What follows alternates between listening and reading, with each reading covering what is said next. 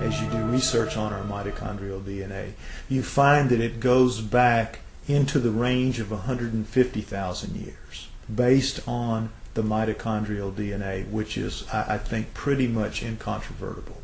If we're 150 to 200,000 years old, that throws a huge, gigantic wrench into the establishment position that we evolved from creatures that were walking upright approximately 4 million years ago. The early Australopithecines, Lucy, everyone is familiar with her, at around 3.2 to 3.5 million years ago, and they're finding new ones all the time. And all they say is to qualify as human is to be upright walking.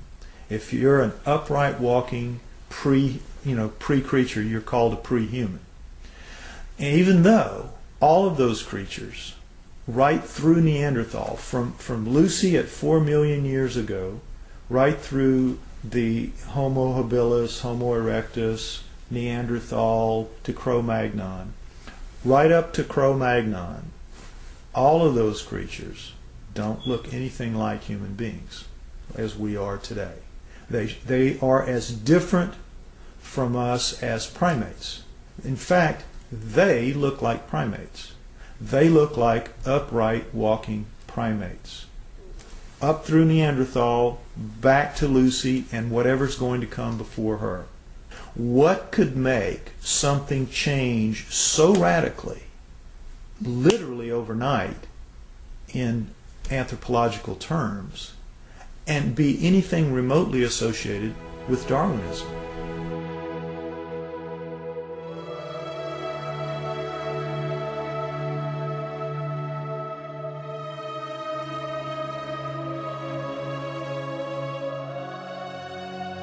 I believe, personally, that the writings of the Sumerians 4,000 years ago, as chronicled by Zechariah Sitchin in his books, The Earth Chronicles, I believe that is the most logical and reasonable explanation that there is for how we came to be. 20 some odd years ago, Zechariah Sitchin wrote The 12th Planet. In The 12th Planet, he describes ancient writings and texts by the Sumerians depicting a 3,600-year orbit of Nibiru. But the Sumerians are rarely spoken about in history books. Who were the Sumerians? And what could an ancient civilization possibly know about how we came to be? We only hear about like the Egyptians or the Mayans or the Incans, Romans, Greeks. The first culture we have on Earth were the Sumerians. And they showed up 6,000 years ago where modern-day Iraq is. It's right between the Tigris and Euphrates rivers. It was then known as Mesopotamia, Babylon, but also Sumeria, where the first culture on Earth stems. And they have left us over 100 of the first for high society to take place. For instance, stemming from Sumeria 6,000 years ago, they were the first ones to invent writing. They had a system of over 400 characters known as cuneiform text. They'd use a wedge-shaped stylus or an object with a wedge and would twist and turn and make all these characters that came up to about 400 characters. And they had their own complete language, like an alphabet that we use today, A through Z. But this stemmed out of Sumeria 6,000 years ago. And all of the first for high society come from them.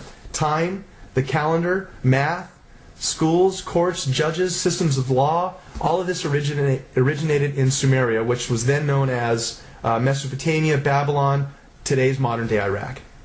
The Sumerians are actually probably the most influential culture of the ancient world. Not the Egyptians, not the Greeks, not the Romans, the Sumerians. The Sumerians invented, for example, the zodiac. All of the symbols that we still have today for the zodiac was created by the Sumerians. They tell an incredible story, the Sumerians do, of the Anunnaki, which is that there is another planet in our solar system, that gods, super beings, live on this planet, that these beings come to Earth.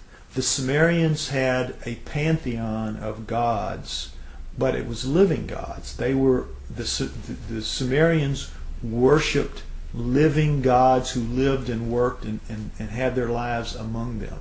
They were the Anunnaki. Among those Anunnaki, there were 12 leaders, 12 super gods, the bosses, the boss of bosses. Those 12 gods come down and are present in the Egyptian culture, in the Greek culture, and in the Roman culture. They just have different names, but they have basically the same personalities and the same functions. So it isn't that mythology begins with the Egyptians, the Greeks, and the Romans. Mythology begins with the Sumerians. Monotheism didn't kick in until the gods, the multiple gods, actually physically left. When we look at all the stories in the Bible about how God is a feared God, and if you do what God tells you, you are given the reprisal of going to heaven, or if you do wrong, you go to hell, and it's very black and white. But the Sumerians give us a lot more context into that line of thinking and how it came about in their image and after their likeness. The Anunnaki, quoted to the Sumerians, as saying, "We have created you in our image and after our likeness, and we were their slaves," basically, to do as they bid it. Mine the gold, do their daily chores. We were basically their slaves. The leader said, "We'll make you a slave. We'll make you a servant." And that's the reason, the impetus, according again to the Sumerian writings, for the creation of human beings. The story of Noah is a classic that comes right out of the Sumerian texts. The word Eden, the Anunnaki called the land where they lived the Eden. The Adam, they called the worker slave that they created the Adamu, plural.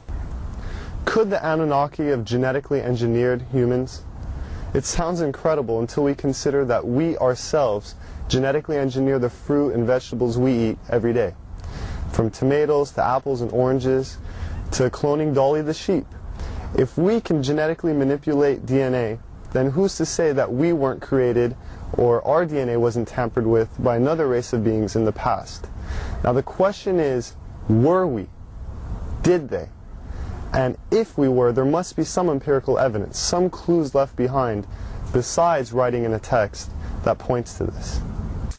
If you look at the human genome, you'll see that it looks very much like a primate genome, except the second and third chromosomes are fused into one. So, what does that solve? It gives you all the chromosomal material of the primate, but it's now only taking up the space in the combining process of 46. It is 46 chromosomes with 48 chromosomes of genomic material still in there. Now, how could nature do that? How could nature fuse those two chromosomes together in any length of time? It wouldn't happen. It couldn't happen. That was done. According to Sitchin, we were created genetically by the Anunnaki as a worker, to mine gold for them, to serve them. People out there, even if you're not a scholar, even if you're not anything, if you open your eyes a little bit to this and you start just doing your own research, you're going to find paths there that lead you to some things that are going to awaken new ideas into you. In the next few years, I think we're going to see a watershed of information that is going to absolutely rewrite every book of history. There is evidence left over this entire planet when you start thinking, and you must believe, that we are the offspring of these people. If there was a God, the God created those people before they created us. We are here because of an act of divine creation, but they were people just like us, only older, only more technically advanced. We need to rediscover that in ourselves, that we are a great civilization. We came from a great civilization. And I would tell anybody to look, open your eyes and look for it. Don't be blinded to something that's led to nothing but the slaughter of ourselves for thousands of years. And we still are at that point. We're still a warring society. When this documentary or others like it are put out there and enough people will see it, at least that will start a beacon somewhere that will start shining a little bit brighter. And so at some point we're going to see that we have a different history than what we've been given. The proof's there. Our true history may be indeed very different than what we've been taught through the ages. Whether this data has been withheld or our identities have just been forgotten, it is our responsibility now to rediscover who we are and where we're going.